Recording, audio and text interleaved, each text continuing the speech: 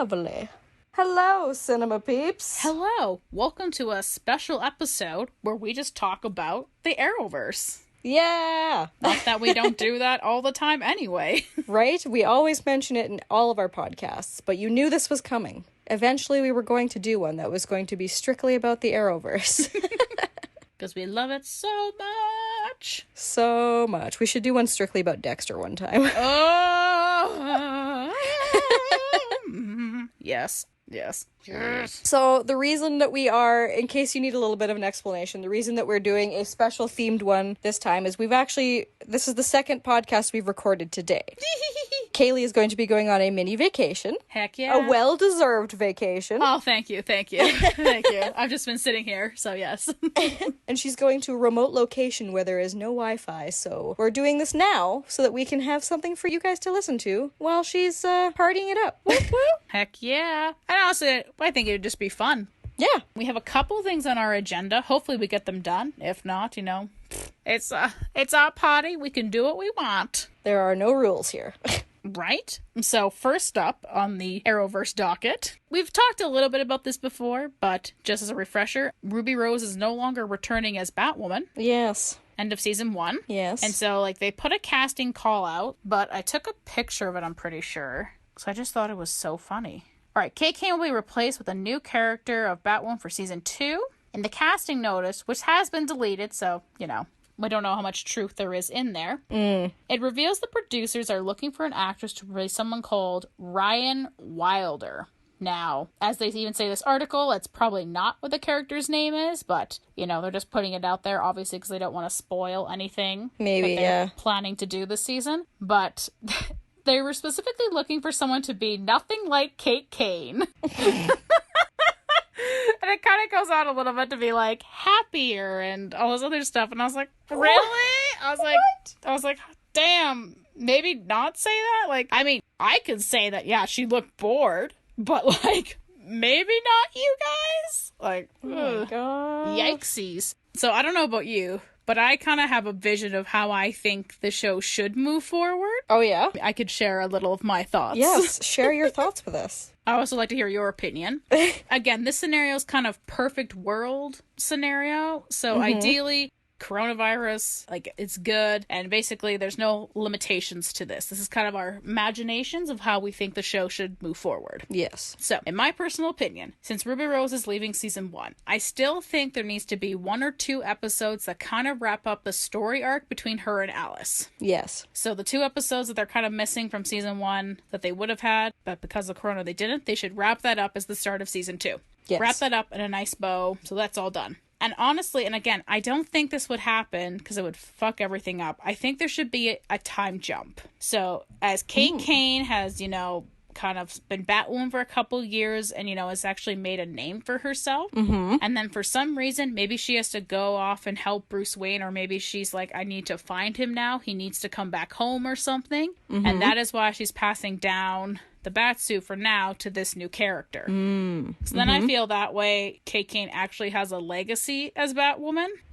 Whereas before, as of right now on the show, she kind of just jumped in and is like, this is Batman stuff. It's now my stuff. And then I think there's an opportunity for this character to maybe grow. And so instead of having the pressures of being like, oh, I need to be like Bruce Wayne, she's just trying to uphold the Bat symbol alone. And then I think that way would be a nicer transition for the other characters, because obviously Kate Kane was starting to form her own little team, like all the other Arrowverse characters, with Lucas and her half-sister, so then they could be more incorporated into that. And I know there's an article somewhere that I read that show writers were talking about maybe doing more with Alice and the stepsister, conflict-wise. Oh, okay. And that's why I feel... But again, I don't think Ruby Rose is coming back to finish up anything. But if she were, I think that'd be nice to wrap that up so that if they do want to do that shit, they can. I personally would be against it at this point. I'm like, if you're going to do a new character, you're going to need a couple new villains. Let's move on. Yeah. But like I said, I don't think it's going to happen because as of right now, all the shows are on the same year. They're all on the same universe, right? So I think it's very unlikely that will happen. But in my personal opinion, I think that's what they should do to kind of help improve it. But again, that's only my opinion. It literally does not matter. Yeah. Also, side note, they need to, like, bring some color or life into that show. Like, my goodness. Because I was just thinking about it today, and I was just like, it's so muddled. Like, all the colors are so muddled. Like, it's dark. And I get, like, Batman is dark, he's the night, blah, blah, blah, blah, blah. But that doesn't mean the color palette for the show has to be trash. Yeah. You know? I think as far as, like, Arrow, like, the vibe of Arrow for that type of thing, like, I think that, like, cinematic style that they went for helped kind of set the mood for the show, because Arrow was more of like a darker character compared to, he was kind of like the Batman of, you know, the trilogy at the time, where it was just him, Supergirl, and the Flash. Yes, I totally agree that it's very like muted colors for Batwoman, but I think it also kind of helps sets the vibe of Gotham, because Gotham is very much dark, kind of like troubled city, so for it to not be very like lively with color and vibrant and stuff like that, it just kind of adds to the character of the city, I guess. Yeah, but like in Batman Beyond, which is still Gotham, but in the future, like it is industrial and all this, but it's not dark. It's not muddled colors. The color palette is just not trash. Yeah. And I get maybe they're trying to make all the colors muddled so that like the red wig can pop out even more. But like, True. I still hate that red, so like it doesn't help me. I'm just like, ugh. Yeah.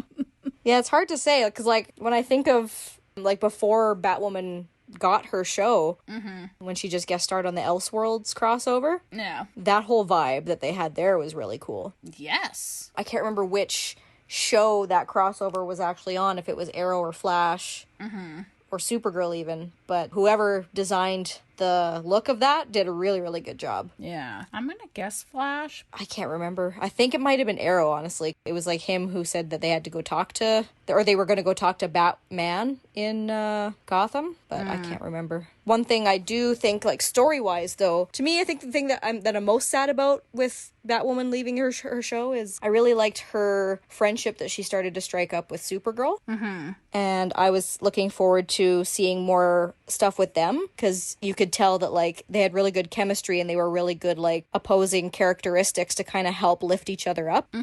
I feel like that would have been a really, really strong storyline and character arc for the two of them, and I'm sad that that's probably not going to happen anymore, because I really enjoyed their stuff that they did together in the Infinite Earths crossover. I thought that was really cool. So I'm sad that that's not going to be a thing anymore. I feel like if Ruby Rose did want to stick around, I'd almost say like, just, you know, as sad as it sounds, just like get rid of the show and have her guest star on Supergirl even, or just kind of be like a background, like not a background character, but like a B character kind of thing, where she just kind of shows up here and there sort of thing. But yeah, I don't know, it's just, it's kind of this whole big mess, because from the get-go, I'm still trying to keep a very open mind about what to expect and what I was not expecting a whole lot when I first started the show, so I really don't know what to hope for going forward. I'm just sad that like that whole dynamic between her and Supergirl is gone. And as far as like cinematic choices go, though, like I did not understand the look that they went for like the Crow's headquarters. There's just that weird grouping of lights always in like the background of some of the scenes, and I was trying to figure out if that was supposed to be like a reflection of the city in the window, or if that was supposed to be like a map with like pinpoints of different places of the city, or if there was just some random dangling fairy lights somewhere. And I'm like, was it supposed to be like a cinematic choice to like, oh, it's gonna look good, we need something in the background? It was just really random, and I'm like, what police department has stringy lights like that in the background? You know, didn't seem practical. So yeah, I just quickly looked it up, and yes, the part where they go to Gotham is on the Arrow part 2 of Elseworlds, so you were correct. Yeah, I mean, I can't speak too much. I don't watch Supergirl anymore. I tried really hard. I just did not enjoy it, so. Oh, man, it's so good. If you do decide to ever give it a second chance, you should. Like, it's very good. They're doing a good job on it. It's the last show on Earth. But anywho's Pickle. So for me, like, her relationship with Kate Kane, I was just kind of like, meh, it's there. That's cool, I guess. Speaking of, like, the Crows, like, area and, like, it not looking right, it just made me think of, like, how there were certain hubs that obviously like all the shows shared. All the shows shared. Say that multiple times over. But there was always like a couple sets that like maybe they were like their tech area, but they were home. So, like, maybe it was just a complete bias, but you just felt something for that. You're like, oh, Yeah. this is the bunker. Oh, this is Star Labs. You know, Yes. there was always, like, something that grounded everybody. And you're like, I feel this, I like this. Whereas in Batwoman, they just, and maybe it's just because they never got to that point, but even through almost a whole season, there was never a point where I was like, yes, this is home. This is where the core of the show is, you know? Because the Crow's place just looked like, you know, a sad metallic building. And even, like, Wayne's office didn't really feel much of anything other than the place where they're just like, well, mission time. Beep, boop, beep. Yeah. They weren't always in the Batcave. But even still, even the times they went didn't excite me anymore, so... Honestly, I feel like the place that would have been anything remotely close to being home was, like, Mary's hospital thing that she had. Yes. Because everybody kind of gathered there at one point, but yeah. But yeah, I think having that kind of home base, I think helps a lot. Oh, yeah. Because then you can go crazy with set design and put little Easter eggs and stuff. And again, I guess that's what Wayne's office was supposed to be. But I very rarely saw a video on YouTube. And maybe just because it's not in my feed or anything, and I didn't search out for it. But maybe there are some that are like, these are Easter eggs of his office. Yeah. You know, in some scenes. But I almost very rarely saw any videos. But yeah, I could also be wrong. You could even argue, too, that the reason they hadn't really claimed a place as home yet was because Batwoman, like Kate Kane herself, still kind of didn't feel like she belonged anywhere. Yeah. Because she was trying so hard to fill Batman's shoes, right? So I don't think she herself felt like she belonged. She was just kind of like filling the void sort of thing. She never really felt like that's, you know, that's her place now. This is where she belongs kind of thing. And I feel like that whole story arc, although it was important and interesting, I feel like they stretched it out far too long. And again, they didn't know, obviously, considering the circumstances now. I feel like that type of a storyline could have easily been, like, shrunk down. It didn't need to stretch out through the whole season. And obviously, you have to be careful with what you choose as, like, your underlying kind of driving story that keeps the show going. Yeah. Obviously, you've got, like, the little things in between every single episode that either gets resolved during that episode or it takes a couple episodes to wrap up, right? But there's always some sort of driving force underneath that gets to the end of the season, if not the end of the series, right? And for it to be her trying to find her place as replacing Batman, I don't feel like that should have been stretched out throughout the whole season. I feel like it could have maybe only made it halfway, if not just a few episodes, because we know who Batman is, we know his storyline, we know he's got a cousin. Let's find out more about her, you know, what is she passionate about? What is she like? What is her background, you know? And so we got to learn about, like, the fact that she had a sister and the fact that Batman tried to save them both and all this kind of stuff. So that was interesting, but yeah, it just kind of got jumbled up in between it was like they had all of these ideas that they wanted to fit in and they tried to cram it all in and picked the wrong one to be like that driving force forward. Yeah. So yeah, I don't know, that was the kind of vibe I got from it, but a little disconnected. Yeah. I feel that. I mean, best of luck to Batwoman for season 2, but like, yikes. Like, that's a lot of work ahead it'll be of them. interesting to see what they do. Speaking of, again, another show that might have some work to do. So during kind of everything, the guy who played Ralph Dibny got fired from the show. So just for basics to understand, he had some pretty bad tweets that he tweeted like 4 or 5 years ago, and so was fired based on those. Now, we're not here really to discuss that portion, more rather, what should the show do moving forward? I've seen a lot of articles being like how they could replace his character with somebody entirely new, which honestly could be a cool idea, especially if it's maybe not a character not super well known. Yeah. I think that's where I think they do, not just like The Flash, but I think a lot of the Arrowverse shows in general. They'll take characters maybe you're not super familiar with and makes you familiar with them and makes you want to learn more about them. And I think that's kind of where DC shines, because they have a plethora of characters. I know there were some talks that, like, well, Ralph Dibny does have the ability to kind of shapeshift. So in theory, they could just cast somebody else and say, this is Ralph Dibny, but he had to change his identity for some reason. Yeah. I think my problem with that, though, is that I can't think of his actual actor name, but Ralph Dibny had this whole Hartley Sawyer? Thank you. Had this whole storyline with the rich girl. Yes. And they had, like, this honestly, a pretty genuine chemistry. Yeah. So, in my opinion, I don't think that's not very fair to an actress or an actor or anybody to be like, you know that chemistry you have with that person? You have to pretend they're that person, but not that person. Yeah. All right? And action! So, even though I really like Ralph Dibny, I just feel like he should just go on a vacation or something. You know? Yeah. Yeah, it's a tricky situation. I just don't think they'll have the same chemistry, so that's where maybe having somebody new could really help the show. Yeah. I mean, or there's a lot of, like, plausible ways he could exit the show. Mm-hmm. Like, it could just be that they talk about, oh, where'd Ralph go? Oh, he decided to run off with that rich girl, and now they're off doing adventures together, kind of thing, right? And it's just like a verbal exit to the show. Yeah. I was enjoying his chemistry with, like, Killer Frost, too, so I'm sad that that's not gonna continue. Don't remind me.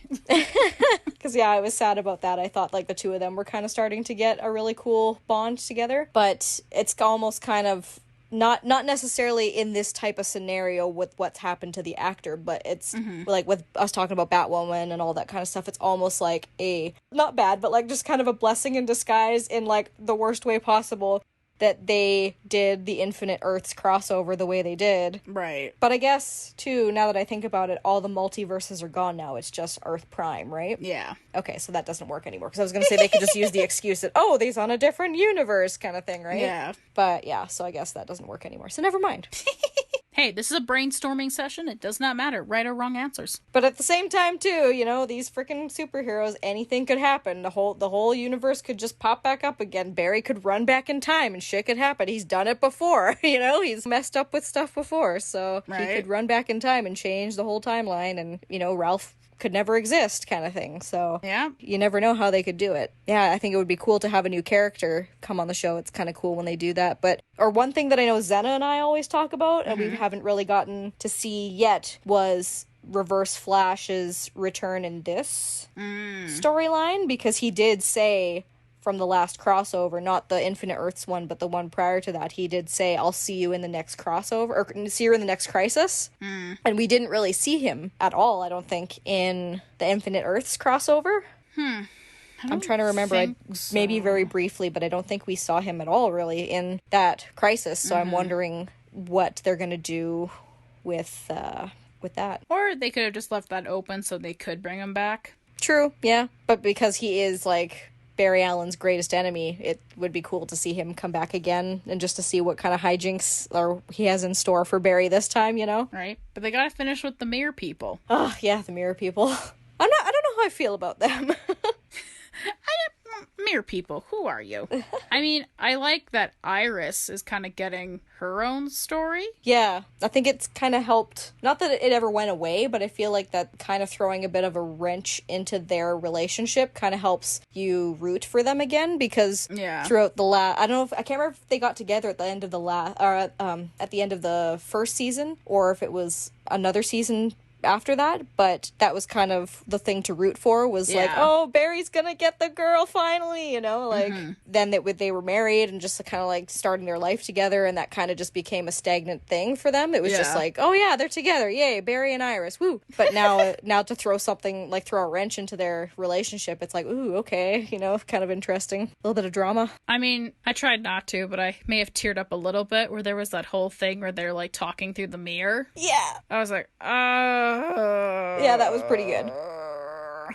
I mean, that breaks your damn heart. Like a broken mirror.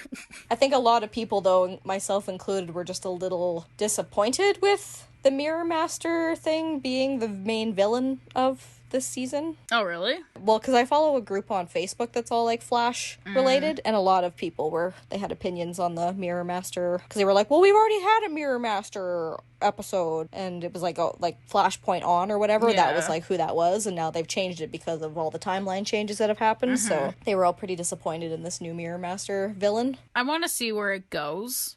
Yeah. Still, because like I said, I've liked how Iris had to kind of battle this thing by herself with the crazy Evelyn. I just thought those parts were very strong. Oh yeah, definitely. I think that whole struggle for Iris is definitely cool. It's just, I think the characters of the mirror people themselves, I'm not a huge fan of, maybe. I don't know. We do it for Mother.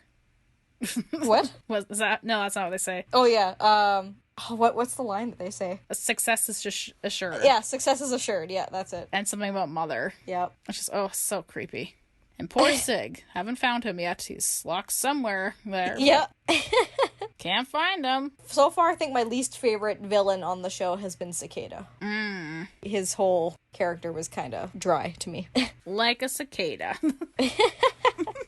I don't know who is my least favorite Flash villain. I'd have to like rewatch them all or something just to get like a refresher. Mm-hmm. But I think they all have their strong and weak points, but I think that's just with TV in general. So. Oh yeah, for sure. My two favorites are Zoom and DeVoe. I know there's a lot of people who don't like DeVoe, but I actually thought he was one of the stronger villains for sure. Oh my goodness. And Reverse Flash, obviously. Speaking of DeVoe, like the whole thing with the wife and being like, recipe for lemonade episode. Yep. Oh, that was really good. Mm-hmm. Oh man. I just liked his whole driving force as the villain, the fact that he was like, I want people to think for themselves, and like technology has really dumbed everybody down, we're all brilliant minds, we should be thinking like brilliant minds. Like I really liked his whole motivation. In his mind he was doing good, but it was in a bad way, so to me that's like a good like formula for a villain, so I really enjoyed his whole time on the show. I'm not sure how to segue from that point, but Batwoman and Flash, I don't know about Supergirl because I can't speak for Supergirl. We're always going to have to face some challenges coming in the new year. Mm-hmm. And I think they said a lot of them probably aren't going to start up again until 2021.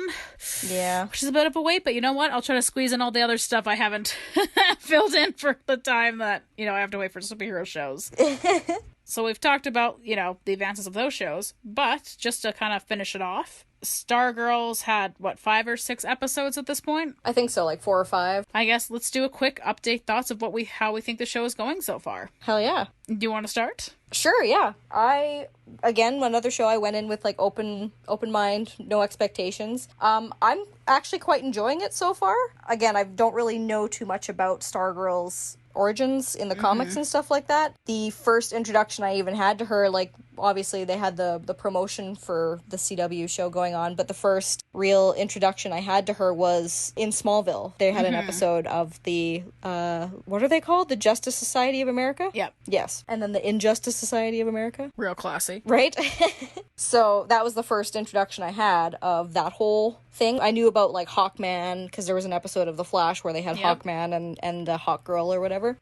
But yeah, so far I'm liking it. I'm still waiting to see, where things are going. But I think the actress who plays Stargirl's cute and funny, and yeah, I don't really know. Don't have a whole lot to say about it. I'm just enjoying it right now and seeing like how far it goes in. I think it's shot really well. It's like it feels more like a movie than it does a TV show to me. So I think that's kind of cool. But yeah, how about you? What do you think of it? I think overall I'm still very much enjoying it. I think there's still a couple hiccups for me right now. I'm gonna chalk it up a little bit up to kind of just like first season woes and kind of problems you're gonna have to go through regardless. Plus, talking to one of my friends, and they were saying how like they find it very annoying that Stargirl doesn't seem to have a sense of like, I guess sense of danger and fear and like terms of like loss, and it's like very annoying because she's pretty much trying to tell off her stepdad the entire time. We have to do this, and he's like, I am just trying to keep you safe.